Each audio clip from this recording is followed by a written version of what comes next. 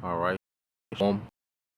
Most I'd like to give all praise, honor, and glory unto Yahweh, Bahashem, Yahweh Shai, Bahashem, Rakakwadash. Double honors unto the apostles and the elders of GMS who rule well, teach well, being great examples towards younger brothers.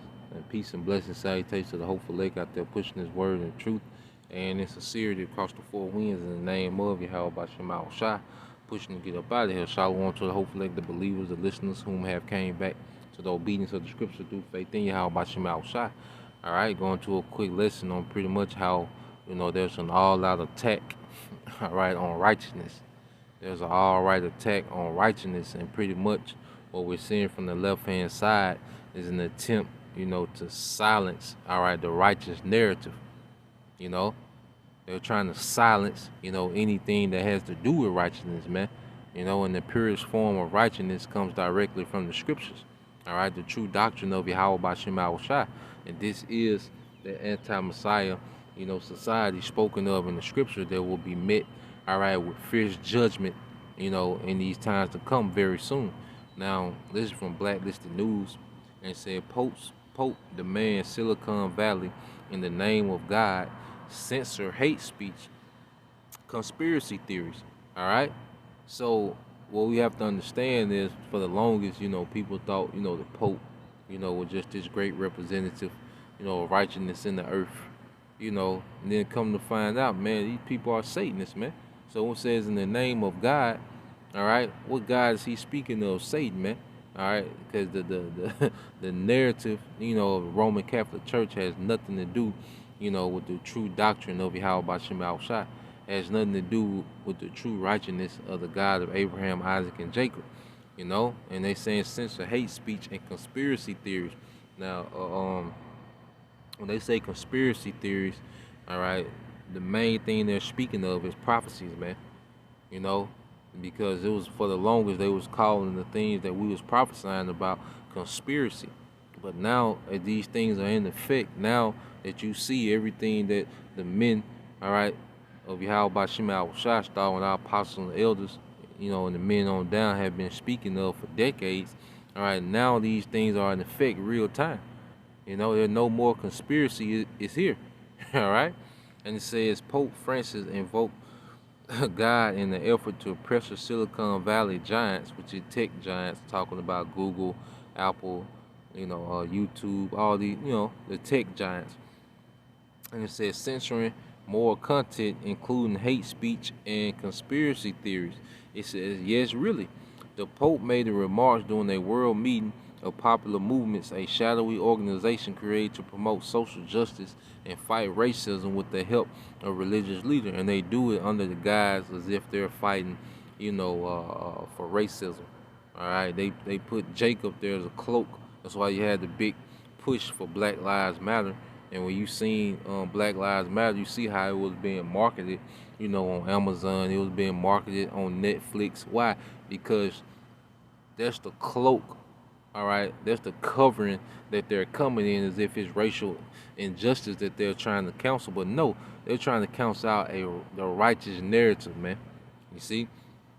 It says, in the name of God, I ask the technology giants to stop exploiting human weakness, people's vulnerability for the sake of profits, without caring about the spread of the hate speech, grooming, fake news, conspiracy theories, and political manipulation, he stated. Pope Francis also invoked the term post-truth, which was invented by establishment media organs after they began to lose their monopoly on controlling the narrative following the election of Donald Trump. The Catholic leader apparently believes it's Christian and godly to empower giant corporations to shut down free speech. You see that? And you see it, all right? The work of the devil, man. These people are the devil that the Bible speaks of, man. All right? And I don't want to play a video here. I might, play it on another one. I had to vet it first, because these platforms are so sensitive, to anything that goes against their narrative, man. And see, this is a global All right, this man trying to put a bridle, which El Yashawama goes into that when you go to ancient Babylon. All right, one of the things that they was pushing was putting a bridle in the mouths of the people. You know, pretty much silencing you. This letting say, pretty much saying, look, this how we gonna roll. All right, and your opinion is not needed. You know.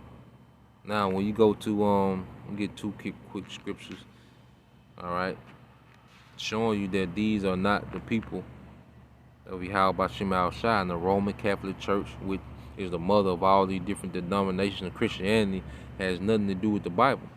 Now, this is Psalm 97:10. It says, "Ye that love the Lord, Yahweh by Shema Shai, hate evil." You see? And they push hate speech. Well, the scriptures demand us to do what? Hate evil, hate wickedness, man. All right. It says, "Ye that love the Lord hate evil. He preserveth the souls of the saints, and he delivered them out of the hand of the wicked." Yeah. And why does it say that right behind it? Because Yahweh Shema Shai knew we was gonna be in a situation where us taking a hard stance against wickedness in the earth, all right, will put us in harm's way. But he reiterates how what he's going to deliver us from the wicked, man. All right, because Esau, Edom, the progenitor, is the progenitor of wickedness in the earth.